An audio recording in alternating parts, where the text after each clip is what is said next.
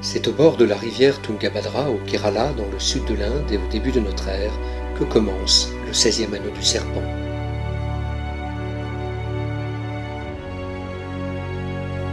Je voyais un tableau sans fin d'or, d'azur et de nacre. Je ne pensais à rien sinon poursuivre le vol d'un oiseau.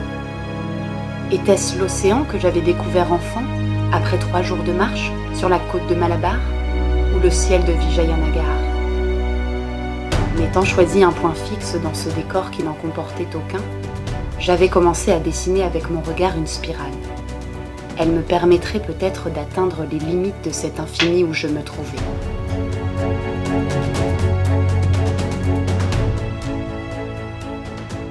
Près de 1100 ans après le début de cette histoire, 11 000 chevaliers s'apprêtent à prendre le chemin de Jérusalem. C'est l'une des 3 armées qui a répondu à l'appel du pape Urbain II. Ils sont bien décidés à reprendre le tombeau du Christ. Les croisés de Bouillon avaient peu dormi, le duc encore moins. Thierry II avait fait le déplacement pour dire la messe au milieu de cette foule surexcitée. Les écuyers tenaient difficilement les chevaux. On avait entassé dans les charrettes le blé, le fourrage, moult victuailles de toutes sortes, les armes pour livrer bataille et tant d'équipements nécessaires à un si long voyage. Chevaliers et barons étaient en armes.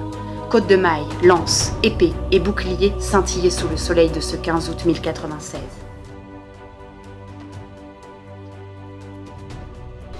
Ces croisés, ce sont des fanatiques, des riches en quête de nouveaux territoires, des pauvres qui cherchent fortune. Pour le duc de Bouillon, c'est un peu plus compliqué. Ces murailles ont gardé le secret de son départ. Près de 1000 ans après le départ de cette première croisade, Thomas, un moine de l'ordre des Carmes d'Échault, quitte son ermitage du sud de la France pour partir à la recherche d'un ami archéologue qui a disparu à Jérusalem.